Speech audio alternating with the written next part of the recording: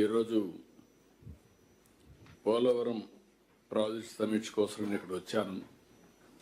Government వచ్చి 10వ నెల మూడోసారి ఇక్కడ రావడం జరిగింది. ఈ 9 నెలల్లో చాలా నిర్ణయాలు కానీ మళ్ళీ ప్రాజెక్ట్ని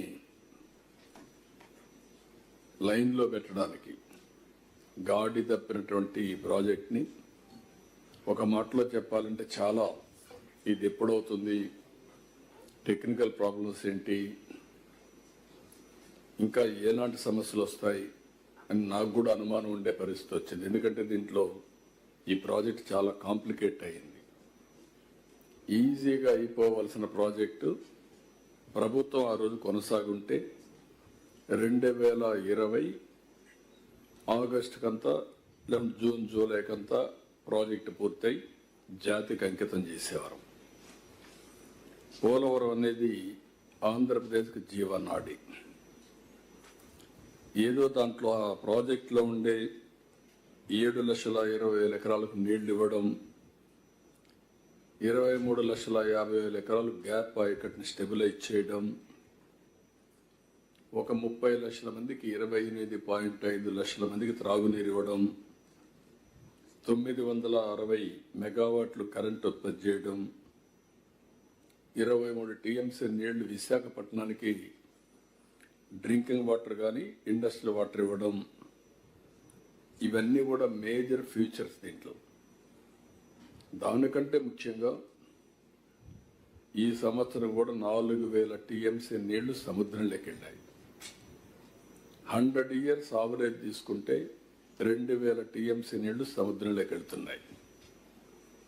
ఈ 2,000 టీఎంసీ నీళ్లలో కనీసం మనం ఒక 400-500 టీఎంసీ సమర్థవంతంగా ఉపయోగించుకుంటే ఆంధ్రప్రదేశ్ రాష్ట్రాన్ని డ్రౌట్ ప్రూఫ్ స్టేట్గా చేసుకునే అవకాశాలు ఉన్నాయి.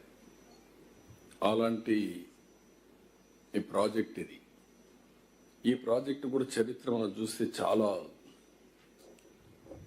ఒక సుదీర్ఘమైన చరిత్ర ఉంది.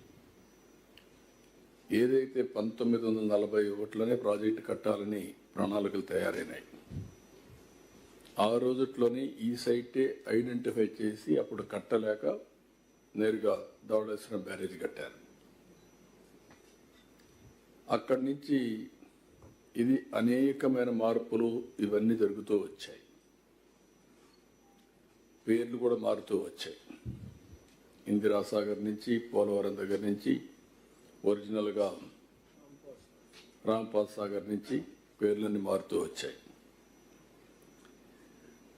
ఇది 2004లో ప్రారంభించడం, అంతవరకు కూడా ఫౌండేషన్ వేశారు, పనులు స్టార్ట్ చేయడం, అక్కడి నుంచి లిటిగేషన్లో పడిపోవడం, 2009 నుంచి 14 వరకు పనులు జరగకుండా మళ్ళీ కాంట్రాక్ట్ని పిలవకుండా పోవడం, ఆ కాంట్రాక్టులు కొంతమంది ఇప్పుడు కూడా కోర్టులో తిరగడం, ఎన్ని వేరియస్ ఆస్పెక్ట్స్ వచ్చి ఇబ్బందులు వచ్చాయి.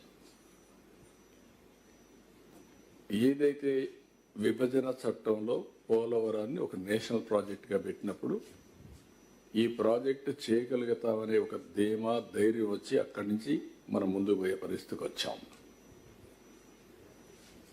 అయితే ఇక్కడ కూడా కీలకమైన మార్పు మీరు చూస్తే 2014 విభజన జరిగిన ఇమ్మీడియట్గా అటు కేంద్రంలో గవర్నమెంట్ ఫామ్ చేయలేదు, ఇటు రాష్ట్రంలో గవర్నమెంట్ ఎన్నికలైనాయి. గవర్నమెంట్ ఫామ్ చేసే స్టేజ్లో 7 మండలాలు ఏవైతే ఉన్నాయో అవి తెలంగాణలో ఉంటే ప్రాజెక్టు పూర్తి కాదు, సమస్య పరిష్కారం కాదు. ఆ రోజు నాకు ఒక ఇంట్యూషన్, నేను ముఖ్యమంత్రి అయ్యాను, ఒక అనుభవం ఉంది.